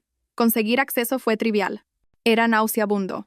La sala estaba cubierta de cristales y rosas, miles de ellas. Había una escultura de hielo de Marco y Beatriz entrelazados. Vi a mi madre Carmen, saludando a los invitados. Llevaba un vestido de color champán demasiado juvenil para ella, radiante como si le hubiera tocado la lotería. Sí, ¿no es maravilloso?, la oí decir a un primo confundido. Son almas gemelas. ¿Elena? Oh, la pobre Elena no pudo soportar el éxito de Marco. Se está tomando un tiempo libre. Vi a Marco. Parecía nervioso pero triunfante. Estaba dando la mano, dando palmaditas en la espalda, interpretando el papel del rey benévolo. Y Beatriz. Entró con un vestido de pronovias hecho a medida, cubierta de diamantes. Diamantes que mi empresa pagó. Estaba guapísima. Tenía que admitirlo. Guapísima y podrida. La ceremonia comenzó. Los escuché intercambiar votos. Prometo ser tu compañero en todas las cosas, dijo Marco, mirando profundamente a los ojos de Beatriz. Prometo apoyar tus sueños y pasar mi vida haciéndote feliz, arrulló Beatriz. Yo estaba sentada en la suite del hotel de arriba sorbiendo un café solo. Mentiras, susurré. Cada palabra es una mentira. ¿Estamos listos?, preguntó Arturo consultando su reloj. La señal está en vivo, confirmó el técnico. En cuanto dé la orden, secuestramos la transmisión. Todavía no, dije. Espera los brindis. Espera a que todos estén sentados y mirando las pantallas. La recepción comenzó. El cava fluía. Marco se levantó para dar un discurso. Quiero agradecer a todos por estar aquí, tronó, sosteniendo la mano de Beatriz. Este ha sido un largo viaje. Un viaje para encontrar la verdadera felicidad. A veces tienes que tomar decisiones difíciles para encontrar tu verdadero destino. La multitud aplaudió educadamente, aunque vi algunas miradas incómodas. Todos conocían el escándalo. Simplemente no les importaba mientras la barra libre fuera de primera. ¿Y a mi nueva esposa, Beatriz?, continuó Marco. Eres mi musa, mi roca, mi todo. Mi teléfono vibró. Era la señal. Ahora, dije. Abajo, en el salón de baile, las luces se atenuaron para el montaje de video. Una música sentimental comenzó a sonar. Fotos de Marco y Beatriz en yates, en París, en la playa, aparecieron en las enormes pantallas detrás de la mesa principal. La multitud suspiraba. Me levanté y me alisé la chaqueta del smoking. Salí de la suite y me dirigí al ascensor. «Hora del espectáculo», dijo Arturo caminando a mi lado. Dentro del ascensor, vi los números bajar. 10, 9, 8. Mi corazón ya no latía deprisa. Latía lento y pesado, como un tambor de guerra. Las puertas del ascensor se abrieron en el nivel del vestíbulo. El inspector Miller y 2 agentes uniformados estaban esperando. «Sra. Fuentes», preguntó el inspector. «¿Sí? Tenemos la orden judicial. Estamos listos cuando usted lo esté». «Deme 5 minutos», dije.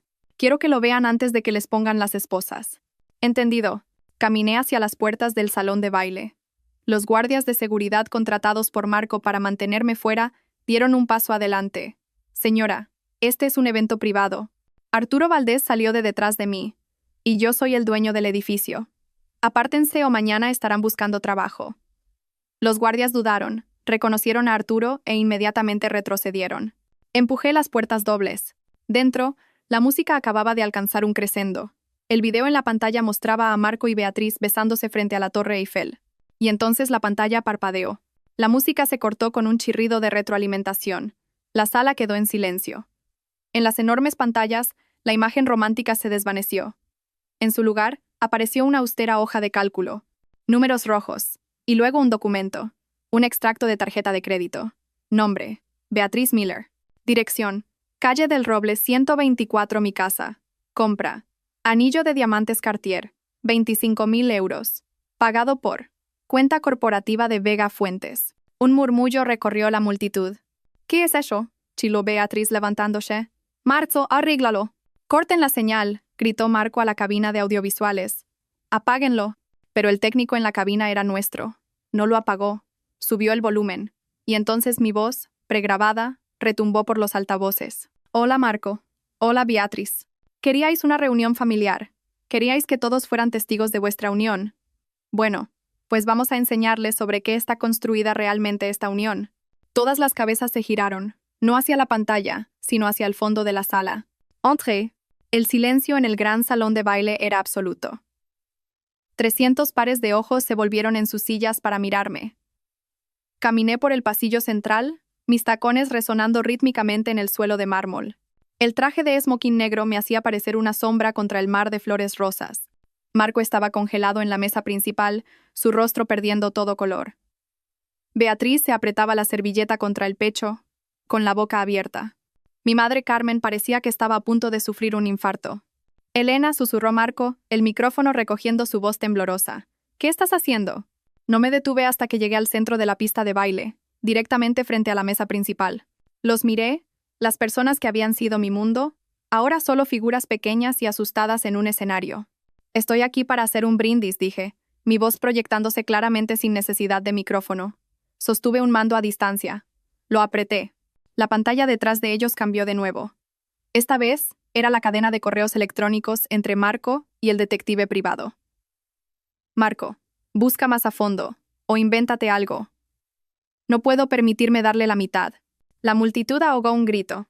Vi a inversores, hombres a los que Marco respetaba, hombres que necesitaba, inclinándose, susurrando furiosamente. «¡Apágalo!», gritó Marco abalanzándose hacia la cabina del DJ. «¡Seguridad! ¡Sáquenla de aquí!». «Siéntate, Marco». La voz de Arturo Valdés retumbó desde la entrada. «A menos que quieras añadir agresión a tu lista de delitos». Marco se congeló. Vio a Arturo. Vio a los policías esperando en las sombras de la salida. Esto es falso», gritó Beatriz, las lágrimas corriendo por su rostro perfectamente maquillado. «Está celosa. Ha hackeado el sistema. Está loca». «¿Loca?», apreté el mando de nuevo. Apareció un nuevo documento. La solicitud de préstamo falsificada para el proyecto de Chamartín. La que tenía mi firma torpemente pegada. ¿La falsificación documental es de locos, Beatriz?, pregunté con calma. ¿El fraude bancario es de locos? Porque esos son años de cárcel. ¿Y adivina qué nombre aparece en las empresas fantasma que reciben los fondos robados? Apreté de nuevo. Inversiones Orión. Propietaria, Beatriz Miller. La señalé. Tú no eres solo una amante. Eres una mula. Marco te usó para blanquear 3 millones de euros. ¿Te lo dijo? ¿Te dijo que cuando Hacienda venga a buscar, vendrán a por tu firma? Beatriz miró a Marco, con los ojos desorbitados de horror. Marco, dijiste que era optimización fiscal. Dijiste que era legal. Cálate, Beatriz, chiseu Marco. Oh, no lo detengas, dije, sonriendo fríamente. Deja que lo explique. Deja que le explique a nuestra madre cómo se refiere a ella. Clic. Apareció el correo electrónico. Asunto. La vieja. Marco, simplemente extiéndele a Carmen otro cheque del fondo B. La vieja es codiciosa. Mientras le paguemos el piso, mantendrá a Elena en la oscuridad. Vendería a su propia hija por un presupuesto de reforma. Carmen emitió un sonido que era mitad gemido, mitad ahogo. Se levantó, sus manos temblando tanto que volcó su copa de champán. Marco, graznó, tú, me llamaste eso. Después de todo lo que hice por ti. Me puse de tu lado. Traicioné a mi propia hija por ti. ¿Y qué has conseguido, mamá?, dije, mirándola con lástima. Un asiento en una boda que está a punto de convertirse en la escena de un crimen. Marco miró alrededor de la sala, con los ojos desorbitados. Vio su imperio desmoronarse en tiempo real. Vio a los inversores marchándose. Vio a los camareros detenerse para mirar. Vio el final. «Firmaste el acuerdo», me gritó, desesperado. «Lo firmaste. Renunciaste a todo. No puedes tocar la empresa». Sección 14. Dije simplemente. La píldora venenosa. Si cometiste un delito, el acuerdo es nulo, y toda la casa, la empresa, los activos revierte a mí. Las rodillas de Marco cedieron, se desplomó en su silla. Y Javier, dije, volviendo mi mirada hacia mi hijo, que estaba sentado al final de la mesa, pálido como un fantasma. Javier me miró, aterrorizado. Miró la pantalla, donde ahora se mostraban sus propios mensajes de texto. «¿Vicepresidente? ¿En serio? Vale, cuenta conmigo». «¿Querías ser un hombre de negocios, Javier?», dije suavemente. «Pues aquí tienes tu primera lección. Comprueba bien a tus socios». Apreté el mando por última vez. Se reprodujo un video. Era una grabación de vigilancia del aparcamiento de la empresa. Mostraba a Marco discutiendo con Beatriz 2 días antes. Marco, en el video. «Una vez que consigamos el dinero de Valdés, nos deshacemos del crío. Javier es un lastre. Le dejamos la deuda fiscal y nos mudamos a Mónaco». Es demasiado estúpido para darse cuenta. El salón quedó en silencio sepulcral. Javier se levantó lentamente. Miró a su padre. La adoración de héroe en sus ojos se había ido, reemplazada por una devastadora comprensión. «Papá», susurró Javier. «Tú. Ibas a abandonarme». Marco tartamudeó.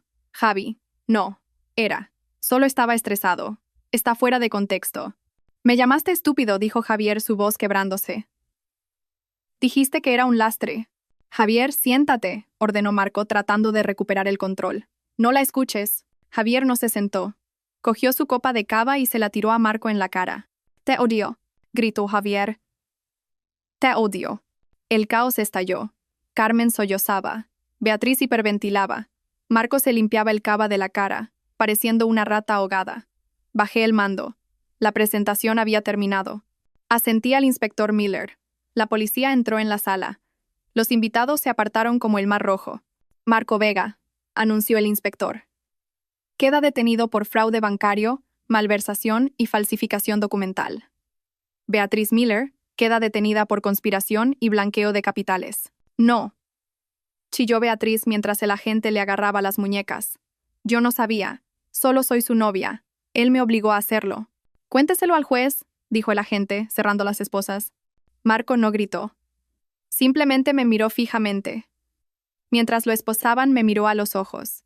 «Lo has arruinado todo», escupió. Amargada zorra vengativa. Me acerqué a él. Me paré tan cerca que podía oler su miedo.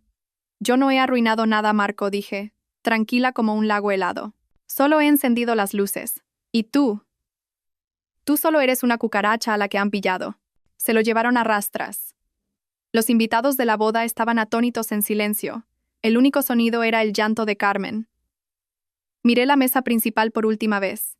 El pastel estaba intacto. Las flores eran perfectas. La ilusión estaba destruida. Me volví hacia Arturo Valdés. «Creo que he terminado aquí». «Brillante», dijo Arturo, ofreciéndome su brazo. «Absolutamente brillante». Mientras salíamos, no miré hacia atrás a mi madre llorando ni a mi hijo devastado. Todavía no. Ellos habían hecho su cama. Esa noche tenían que dormir en ella. Los días siguientes a la boda fueron un circo mediático. El Mundo publicó la historia en primera plana. Blues nupciales. Magnate inmobiliario detenido en el altar. No di entrevistas. Dejé que las pruebas hablaran por sí solas. Volví a mi casa 3 días después. La policía la había despejado como escena del crimen. Fue extraño volver a entrar en las habitaciones que yo había diseñado. Las cosas de Beatriz estaban por todas partes. Ropa hortera, revistas baratas, botellas de vino medio vacías. Contraté a un equipo de limpieza. «Tiradlo todo», les dije. «Todo lo que no sea mío. Quemad las sábanas. Cambiad los colchones».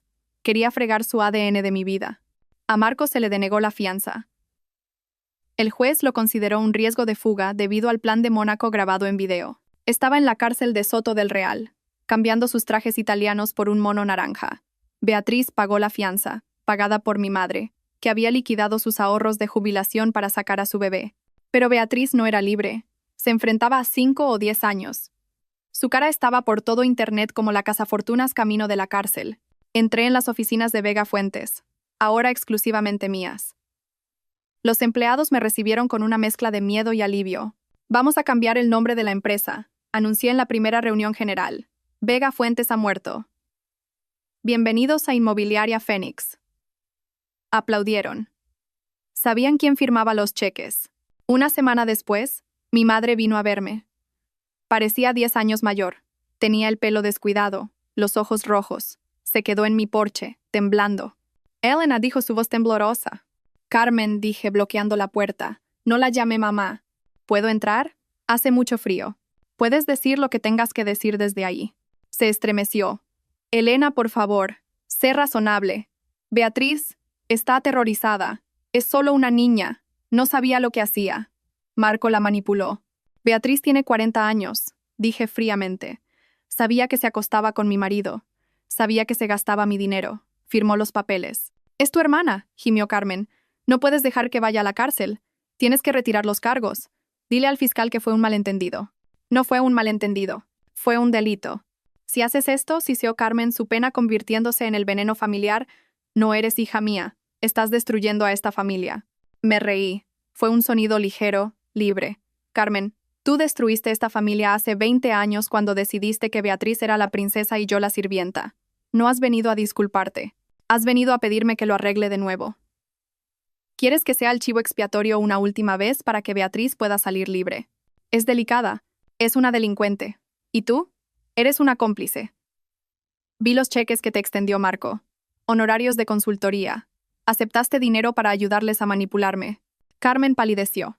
«No voy a presentar cargos contra ti, Carmen», dije. «No porque te quiera, sino porque no quiero la vergüenza de ver a mi madre en una foto policial». Pero estás muerta para mí. No me llames. No vengas aquí. Si necesitas dinero, pídeselo a Beatriz. Ah, espera. Está en la ruina. Le cerré la puerta en la cara. Vi en la cámara de seguridad cómo se quedaba allí, golpeando la puerta, gritando mi nombre. Luego, con los hombros caídos, se alejó. Dolió. Por supuesto que dolió. Pero fue el dolor de sacar una astilla. Agudo. Luego, alivio. Luego estaba Javier. No había llamado. No había venido. Sabía que estaba durmiendo en el sofá de un amigo porque las autoridades habían confiscado el ático y el Porsche. Esperé. Sabía que tenía que venir a mí en sus propios términos.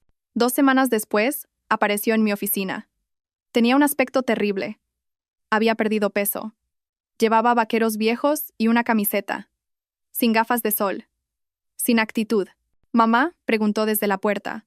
Levanté la vista de mi escritorio. «Hola, Javier». Entró y se sentó en la silla frente a mí. Se miró las manos. «Lo siento», susurró. «Lo sé, tía. Fui estúpido». Él. Me hizo sentir importante. Me dijo que era mejor que la universidad. Me dijo que tú me estabas frenando. Y le creíste porque era más fácil que trabajar, dije, suave pero firme. Sí, admitió, las lágrimas goteando sobre sus vaqueros. Vi el video. Me llamó un lastre. Iba a abandonarme. Él. No tengo nada, mamá. Se llevaron el coche. No tengo dinero. Necesito ayuda. Miré a mi hijo. Quería abrazarlo. Quería extenderle un cheque y arreglarlo todo. Pero ahora yo era la arquitecta, y no se construye una estructura fuerte sobre cimientos agrietados. Te quiero, Javier, dije, pero no voy a darte dinero. Levantó la vista, aterrorizado. Pero, ¿dónde voy a vivir? No lo sé. Eso tienes que resolverlo tú. Mamá, por favor. Este es el trato, dije, deslizando un papel sobre el escritorio. Esto es una solicitud de préstamo para estudiantes, y esto es una solicitud de empleo para el Departamento de Correspondencia de Inmobiliaria Fénix. Salario mínimo. Empiezas desde abajo. Terminas la carrera por la noche. ¿El Departamento de Correspondencia?, preguntó, sorprendido. Tómalo o déjalo. Si quieres ser un hombre, Javier, te lo ganas. Marco te dio cosas para comprarte. Yo te ofrezco nada para que puedas construirte a ti mismo. Miró los papeles. Me miró a mí. Vio la resolución en mis ojos. Lentamente, extendió la mano y cogió el bolígrafo. Vale, dijo, su voz temblando. Acepto el trabajo. Bien, dije. Preséntate a Sara en RRH. Te dará una tarjeta de identificación. No llegues tarde. Se levantó. ¿Me miró? Me miró de verdad por primera vez en años. Das mucho miedo, mamá, dijo, con un atisbo de admiración en su voz. Lo sé, sonreí. Ahora, a trabajar. El juicio fue corto. Las pruebas eran abrumadoras. Marco Vega se declaró culpable para evitar una sentencia de 20 años. Le cayeron 8 años en una prisión federal, más restitución. Parecía gris y derrotado en la sala del tribunal. No me miró ni una vez. Beatriz aceptó un acuerdo con la fiscalía. 3 años de prisión por fraude. Sollozó cuando el mazo cayó. Miró a Carmen en la galería gritando, «Mamá, haz algo». Pero Carmen no podía hacer nada. Carmen vivía en un estudio, subsistiendo con la seguridad social, habiendo perdido su asignación y su orgullo. Yo me senté en la última fila, con mi traje negro. Vi cómo se hacía justicia. No sentí alegría. Sentí paz. El balance por fin estaba corregido. Epílogo. 1 año después, estaba en mi oficina en la planta 40, con vistas a la Castellana. El letrero de Inmobiliaria Fénix en la pared detrás de mí era de un elegante plateado y azul, sin rastro de rosa. La empresa prosperaba. Acabábamos de cerrar el acuerdo de Chamartín con Arturo Valdés. Iba a ser un desarrollo de uso mixto, condominios de lujo, pero también viviendas de protección oficial y un centro comunitario. Mi teléfono vibró. Javier. Hola, mamá. Acabo de terminar mi examen final de economía. Creo que lo he bordado. Además, el equipo de correspondencia mejoró la eficiencia de clasificación en un 15% esta semana. ¿Me subes el sueldo? Sonreí. No te pases, pero la cena corre de mi cuenta esta noche. A las 7. Javier, Ali estaré. Estaba trabajando duro. Estaba cansado, sin un duro, y era humilde. Y nunca había estado más orgullosa de él. Se estaba convirtiendo en el hombre que sabía que podía ser, no en la caricatura que su padre intentó moldear. Llamaron a mi puerta. Adelante. Arturo Valdés entró con una botella de champán. Por el primer aniversario, dijo, del día en que quemaste el circo. Parece que ha pasado una vida entera, dije, aceptando la copa. ¿Sabes? Dijo Arturo, apoyándose en mi escritorio. Marco me envió una carta desde la cárcel. Quiere saber si le compraré sus acciones de las antiguas empresas fantasma. Necesita dinero para el economato. ¿Qué le dijiste? Le dije que solo hago negocios con la CEO. Y la CEO está ocupada construyendo un imperio. Chocamos las copas. Miré el horizonte de la ciudad. Había perdido un marido. Había perdido una hermana. Había perdido una madre. Pero me había encontrado a mí misma. Ya no era el chivo expiatorio. No era la que arreglaba las cosas. No era la esposa invisible. Era Elena Fuentes, la arquitecta. Y mi vida, por fin, era verdaderamente mía. Gracias por escuchar mi historia. No ha sido fácil revivirla, pero si mi viaje puede ayudar a una sola persona a enfrentarse a la gente tóxica en su vida, entonces ha valido la pena. La familia no siempre es la sangre. La familia son las personas que te respetan, que te valoran y que están a tu lado cuando llega la tormenta. Si te aferras a alguien solo porque es familia, pero te está haciendo daño, déjalo ir. Eres lo suficientemente fuerte como para construir algo nuevo. Si te ha gustado esta historia y quieres ver más justicia servida, por favor, pulsa el botón de me gusta. Realmente ayuda a que el canal crezca. Y suscríbete para no perderte la próxima historia. Y dime en los comentarios, ¿alguna vez has tenido que cortar con un miembro tóxico de tu familia? ¿Cómo encontraste la fuerza? Leo cada uno de los comentarios y me encantaría escuchar tu historia. Hasta la próxima, mantente fuerte, sé inteligente y nunca dejes que nadie te quite las llaves de tu castillo.